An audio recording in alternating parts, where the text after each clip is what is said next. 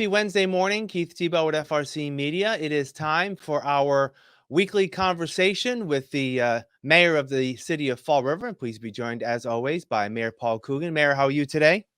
I'm doing fine, Keith. How about you? Good. You have a great Memorial Day weekend. Again, there's a lot going on with a lot of the veterans events. So at least Sure the weather was. hung out. It was really a good weekend. Yeah, it was very nice. I mean, little warm on South Main Street on Monday, but other than that, it was fine. No, I'd rather have the warmth than the rain. So we got through Yeah. everything fine. No cancellations, no nothing, which is always great. Yeah, absolutely. I actually want Everybody to did start. one thing though. Everybody Yeah. did do a great job. You know, all of the veterans groups came together, the War Yeah. Council, the Rolling Thunder, all the people that did all the work to put the parade and all the events together, did a spectacular job. And, you want to thank them all. But after about my fifth time talking on Monday, I think people thought I was a little bit tired. And guess what? I was. Well, it's kind of difficult to sort of, you kind of give the same message sometimes, and it's I know, kind of I know. difficult after a few times to Yeah. do that. I actually want to start with this week. City Councilor Trot Lee unfortunately resigned this week, citing personal family issues. Talk about your relationship with the councilor. Obviously, we respect his wishes to obviously take care of family matters, but talk about your relationship with the councilor over the two term and a half that you served with him. Yeah, Trot and I kind of came in together, I think. Uh, Me as the mayor and Trot as a city councilor, I had a good working relationship with him. Obviously, he was up at the Argosy Charter School now as an adjustment counselor, and I know the strain that puts on you every day working with kids that need supports and the council. But he had a lot on his plate with his the recent passing in his family. But as far as my relationship with Trot goes, it was very, very positive. He was one of those guys you could talk to about different things, and even though we didn't always agree, we at least we always had open dialogue. And I wish him nothing but the best, and maybe we'll hear from him down the road. Yeah, absolutely. All right, next on the list, the city council has started its deliberations and hearings over the city budget, which they'll need to approve in the next few weeks as we head toward the middle and end of June. And we'll talk about the resolution of that later on. But the city, I believe, is set to receive or has received its second allotment of the ARPA funds, which will be another $39 million. Has the city received that money? And I guess talk through again, you set up a committee last year to talk about how to disperse those funds. Right. How do you envision this second round being handled? Very similar. We just look at things that are going to benefit the city of Fall River in the totality of it. The committee will look at things we can do to make the city better. Obviously, I think there's so many positives that money has been able to bring to the city. We're looking at a number of things in both public safety, streets, in government center, yeah, at the DCM. If we can create some efficiencies and not saddle the city with long-term bills, what I mean by that is buying things that we can use long-term but not have a bill long-term, use the ARPA money to grab stuff. I think that's the way to go. I think that's what we've been doing right along. There's no ARPA money in the budget right now, which we did use last year to get us through. But at this same time, it's a balanced budget. There's not a lot of fluff in there, and I think the council will see that as they work through it. And has the city received the second allotment? It was Oh supposed to yes, be around June 1st. yep, So the city has it and just now has to spend. Now, is there so that's part of the same agreement where the money, I believe, has to be allocated by a certain at least allocated by a certain time, but spent by I think 2026. Is that the same right. with this money? It's the same Yeah. money. It's just and the county money. We're working with the Right. council on some of their wish lists for the best way to improve Fall River with that money. And that's about 17, $18 million, 16, Correct. 17 in that Yeah. area. Okay.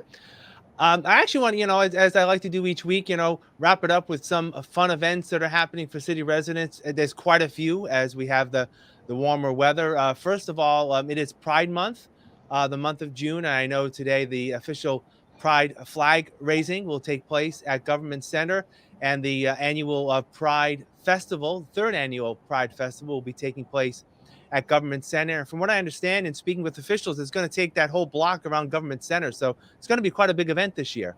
Yeah, and that will be great. I think I've been to it every year. And after the flag raising today, which is obviously something we do to honor the entire Pride Month, we're going to do the festival on Sunday.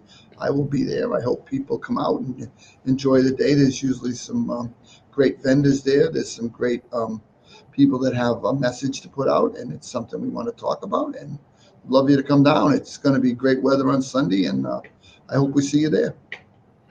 And also taking place is the first of what I believe are 3 food truck events that the city is helping to co-sponsor at the gates, and that's going to be, I think, tomorrow night, right, June 2nd. Yeah, tomorrow night. I think it's 4 to 7. Come on out, grab a sandwich on your way home from work. There'll be music. Troy City Brewery will be there. I think there's going to be between 10 and 15 food trucks, a bunch of variety. Take a walk around the gates, get some fresh air, and get ready for the weekend.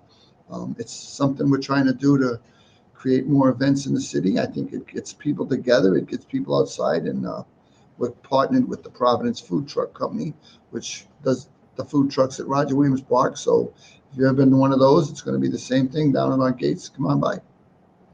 And I believe there's also an event at the Quequechan Rail Trail. There's some sort of mini parade for kids happening with bikes and bike helmets. So there's a lot going on again this weekend. I do want to ask you one question about moving forward.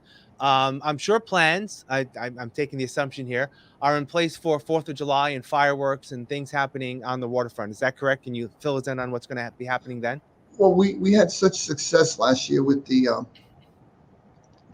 band playing concert music down at the wall that we're going to definitely go back with that again. We'll advertise it a little better, but we'll start the night with a orchestra concert down there, and then of course we'll have the disc jockey and the food trucks at Heritage.